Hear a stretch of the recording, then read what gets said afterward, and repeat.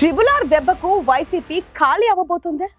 ఇప్పటిదాకా వైసీపీకి ఒక్క ఛాన్స్ కూడా ఇవ్వని ఆ నియోజకవర్గంలో భవిష్యత్తులోనూ వైసీపీకి ఎంట్రీ లేనట్టేనా? టీడీపీలోకి వలసల పర్వం కొనసాగుతుంటే వైసీపీ నియోజకవర్గ ఇన్ఛార్జ్ నిమ్మకు నీరెత్తినట్లు వ్యవహరిస్తున్నారా? వైసీపీ అడ్రస్ గల్లంతవుతున్న ఆ నియోజకవర్గం ఏది?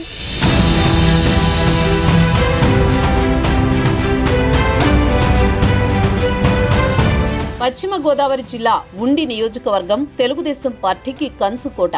1983లో తెలుగుదేశం పార్టీ ఆవిర్భావం నుంచి 2004 ఎన్నిక మినహా 4 దశాబ్దాలుగా టీడీపీ అభ్యర్థులే ఎమ్మెల్యేలుగా గెలుస్తూ వచ్చారు. గడిచిన సార్వత్రిక ఎన్నికల్లో మాజీ ఎంపీ రఘురామకృష్ణంరాజు అనూహ్యంగా ఉండి నుంచి పోటీ చేశారు.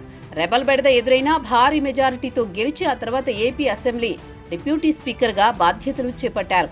ఉండి నియోజకవర్గంలో అటు అభివృద్ధితో పాటు ఇటు తన సైన్యాన్ని విస్తరించేందుకు రఘురామరాజు వేస్తున్న ఎత్తులు వైఎస్ఆర్సీపీకి చుక్కలు చూపిస్తున్నాయని అందరూ చర్చించుకుంటున్నారట. టీడీపీకి ఇప్పటికే కంచుకోటలా ఉన్న ఉండి నియోజకవర్గంలో ఆ పార్టీని మరింత బలోపేతం చేసేందుకు ట్రిపుల్ ఆర్ చేస్తున్న ప్రయత్నాలతో అక్కడ ఫ్యాన్ పార్టీ అడ్రస్ గల్లంతేలా ఉందట.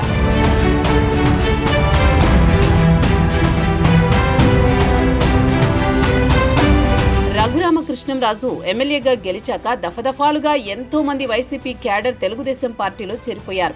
వారికి స్వయాన పసుపు కండువా కప్పి పార్టీలోకి ఆహ్వానించారు ట్రిపుల్ ఆర్. గ్రామ స్థాయి నుంచి నియోజకవర్గ స్థాయి వరకు వైసీపీ నేతలెందరో ఒండిలో సైకిల్ ఎక్కేశారు. ఇప్పుడు నియోజకవర్గంలోని జిల్లా స్థాయి వైసీపీ నాయకులు కూడా ఆ పార్టీకి గుడ్ బై చెప్పి తెలుగుదేశం పార్టీలో చేరడంతో ఇక వైసీపీ ఖాళీ అవుతుందనే గుసగుసలు వినిపిస్తున్నాయి. తాజాగా వైసీపీ బీసీ సెల్ జిల్లా అధ్యక్షుడు మన్నే నాగరాజుతో పాటు సర్పంచ్ వరలక్ష్మి, వైస్ ఎంపీపీ కాళ్ల మండపానికి చెందిన మరికొందరు మొత్తం 150 మంది వైసీపీకి గుడ్ బై చెప్పి టీడీపీలో చేరారు. పెదమిరంలోని తన కార్యాలయంలో రఘురామకృష్ణంరాజు వారిని పార్టీలో చేర్చుకున్నారు. ఉండిలో వైసీపీ ఖాళీ అవ్వబోతోందంటూ రఘురామకృష్ణంరాజు వ్యాఖ్యానించడంతో ఆ పార్టీ భవిష్యత్ ఏంటనేది వైసీపీని నమ్ముకున్న క్యాడర్ని కలవరపెడుతోందట.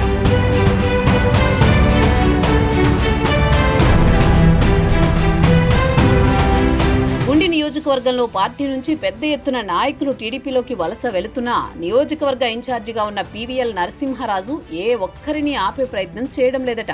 పార్టీకి తీవ్ర నష్టం జరుగుతున్నా ఆయన ఎక్కడా స్పందించకపోవడంతో ఫ్యాన్ పార్టీ క్యాడర్ ఢీలా పడిపోతోంది.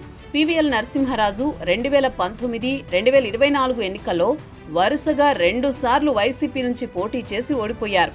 అయినా ఆయన్నే ఎందుకు ఇంకా ఇన్ఛార్జిగా కొనసాగిస్తున్నారో అధిష్టానానికే తెలియాలని క్యాడర్ గుసగుసలాడుతోంది. పార్టీ అధికారంలో ఉన్నప్పుడు కూడా నామినేటెడ్ పోస్ట్ ఇచ్చి పీవీఎల్ని అందరం ఎక్కించారని, అయినా కష్టకాలంలో ఆయనలో చలనం లేదంటున్నారు. అటు రఘురామకృష్ణంరాజు ఉండి అసెంబ్లీ నియోజకవర్గంలో అభివృద్ధి పేరుతో పాతుకుపోయే ప్రయత్నం చేస్తూ పార్టీని కూడా బలోపేతం చేస్తుండడం చూస్తుంటే భవిష్యత్తులో వైఎస్ఆర్ కాంగ్రెస్ పార్టీకి ఉండిలో ఇక ఎంట్రీ ఉండదని, అందుకనే టీడీపీలోకి వచ్చేస్తున్నట్లు కొందరు బహిరంగంగానే చర్చించుకుంటున్నారట.